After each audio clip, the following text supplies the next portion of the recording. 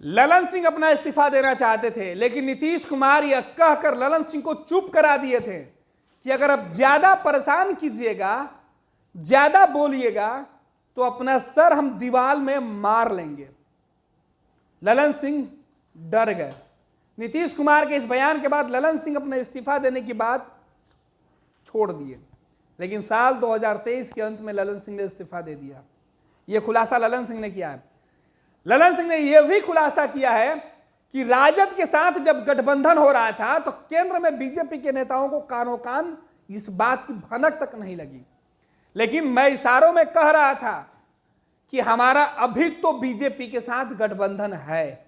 यह दावा ललन सिंह कर रहे थे कि हमने इशारा कर दिया था, लेकिन आज हम कह रहे हैं कि हम भविष्य में बीजेपी के साथ गठबंधन नहीं करेंगे।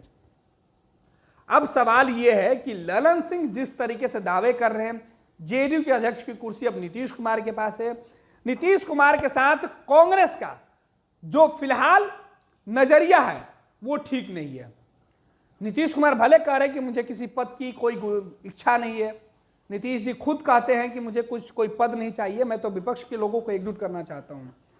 नीतीश कुमार ने सेतु बनने का काम किया है विपक्ष के नेताओं के बीच, वो आगे भी सेतु बने रहेंगे। ये दावा ललन सिंह कर रहे हैं।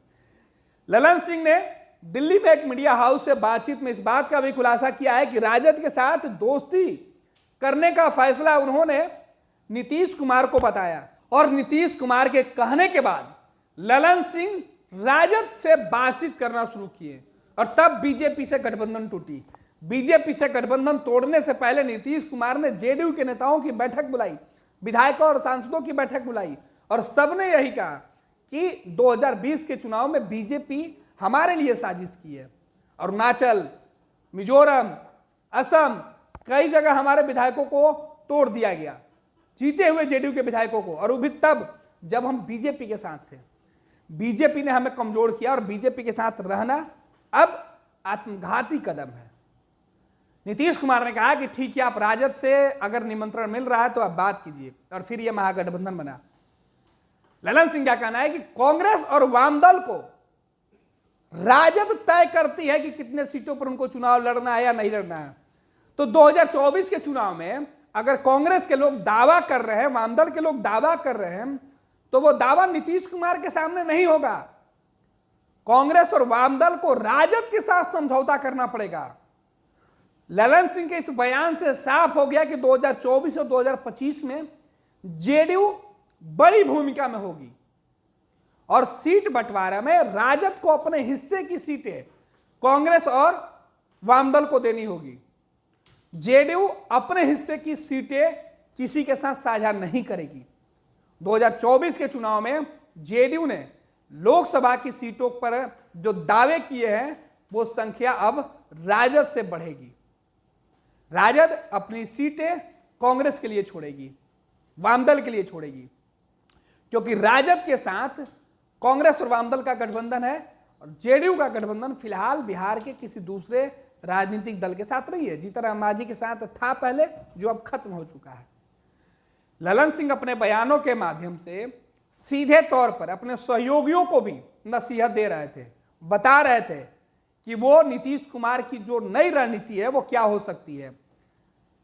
ललन सिंह जेडीयू के राष्ट्रीय अध्यक्ष नहीं है, लेकिन वो कह रहे हैं कि नीतीश कुमार हमको ये बोले, दिल्ली से जब चलने की बारी थी, अध्यक्ष बनने के अगले दिन जब दिल्ली में नीतीश कुमार के आवास पर बैठक हो रही थी, उस वक्त उन्होंने कहा कि आपके कहने पर हम अध्यक्ष तो बन गए, लेकिन अब आपको मेरी बात मानना होगा।